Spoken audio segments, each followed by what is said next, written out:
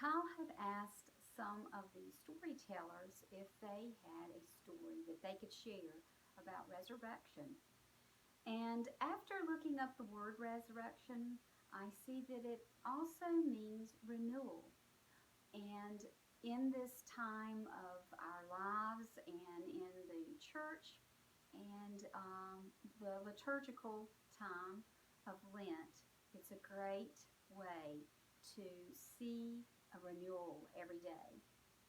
Um, I had decided to speak a little bit about my experience with Knit, Pray, Love ministry. I had originally started as a crocheter many years ago when I was in my late teens. And did that for a while until I had my children, and then I didn't have time. So in 2003, I decided to take a class on knitting, um, which is different from crocheting because you have two needles. And it's a little bit was a little bit intimidating for me, and at first I was very frustrated, but I had a very kind teacher who had me really work at it and stick with it, and I did keep doing that, and so I've been knitting since 2003.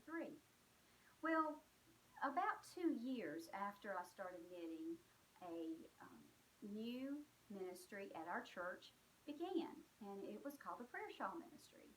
It was started by Catherine Allred and Barbara Carter, and they were doing that because their dear friend and my dear friend, Tookie Star, had received a prayer shawl from another church at the time that she was very ill before she passed away. And so Barbara and Catherine decided that, well, our church could do that because we have lots of people who can knit and crochet. And so I started making prayer shawls with them.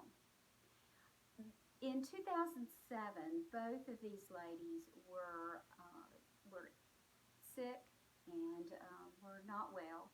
And so from the pulpit one Sunday morning, our minister at the time, Keith Uffman, made a call out to the congregation, and he just said, we need someone to um, take to be the leader of our prayer shawl ministry. And immediately that little voice in your head that you hear, which is God telling you that's you. And at the very same time, my very good friend who was sitting in front of me in church, Mary Ann Chimino, turned around and she whispered, that's you, Linda. And so there you go. I told Keith after the service that day that I think I'm supposed to be the one that does it. And I do in my heart believe that the reason I learned how to knit was to be in, the leader of, or the one who coordinates our ministry team. And my goodness, we have been able to bless others through this ministry with over 1,200 prayer shawls and 1,000 chemo caps.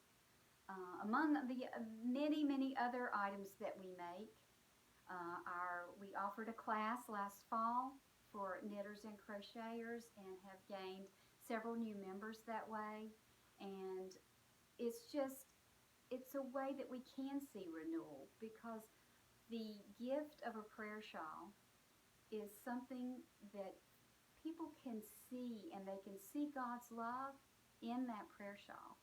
And it gives them and the people who are their families a type of hope that maybe they didn't have prior to. And some have even been led back to the church through the prayer shawls.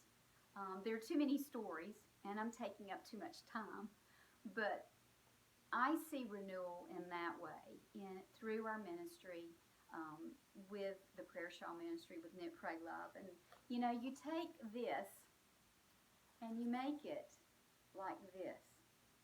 And so, what's to say that's not resurrection and renewal?